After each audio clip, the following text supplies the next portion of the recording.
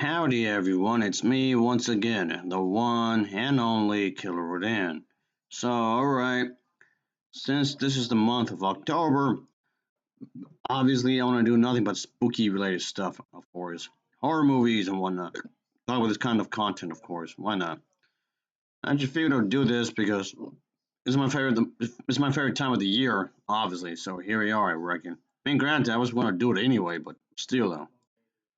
Anywho, I'm reviewing a film titled Maniac. It's an old film, it's very obscured, but I like obscured movies anyway, the low budget stuff. Well, there's nothing like the old school, as people would say. Anyway, more Halloween stuff, because it's that time of the year. My favorite time of the year, yeah. Of course, as always, let's talk about it, shall we? Let's talk about the story. Of course, as a lot of these movies would dealt with, there's this crazy doctor scientist guy. And yes, of course, he's up to no good because he's an insane person. He's a crazy bastard. This is a loose adaptation of a story titled The Black Cat, which I guess I'll get to back to in just a moment, folks. But yeah, it's one of these types of movies where there's scientist type character. He has an assistant. Well, of course he would, and they would do these kinds of experimentations and whatnot. And that's the thing, though. He's definitely Well, he's a assistant anyway. He's like this imposter kind of a thing that's working as a lab assistant with this mad scientist that's attempting to bring the dead back to life. So yeah, and yeah, this assistant, folks, she's kind of like I guess you say he is Doctor Crazy Guy over here. Tells him he's pretty much like an actor, so act away, even though he's technically an imposter, which does get brought up early on. And yes, the whole thing with Black Cats does play a big role in their entire story. So just letting you know, folks. Oh, definitely. That's definitely is a thing in the film. And yeah, this adds to the madness. I mean, another stigma with black cats, but still though, which I think is kind of stupid, but whatever. And yes, this goes into the whole idea of mental illness, like somebody is crazy, I guess. I mean, that's not to say everybody with a mental illness is crazy, of course not. Anyway, but another thing I did notice that we do see some women in here, folks, and I guess in what's considered to be rather risque back in the day. And I know that makes it sound like people are pretty uptight back then, which maybe to accept to some extent they were, but is it really any different now?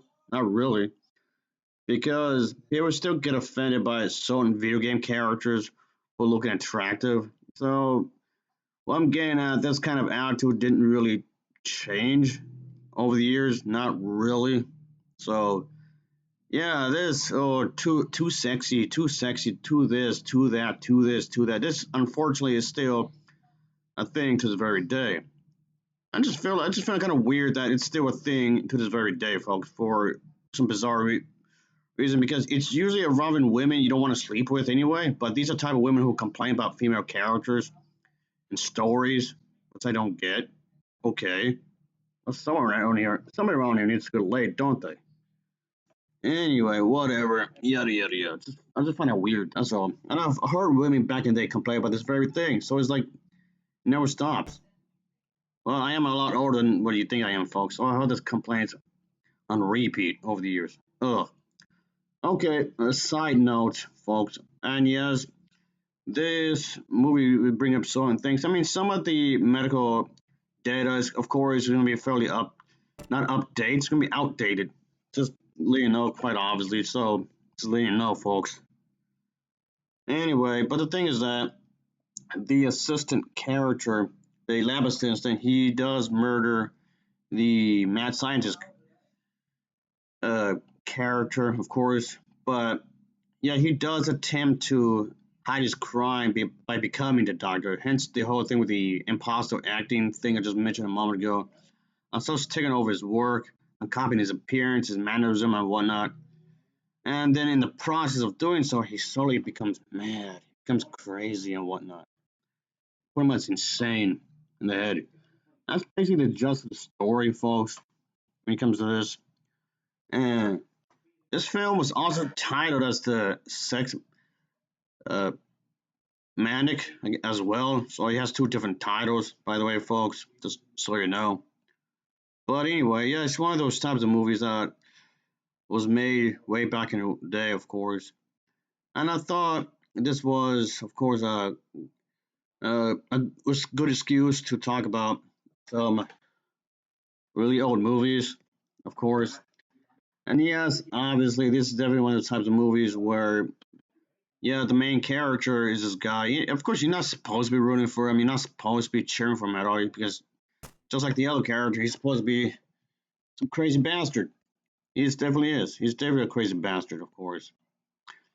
And ultimately, all I can really say is when it comes to these types of movies, of course, I just feel just talk about it because why not?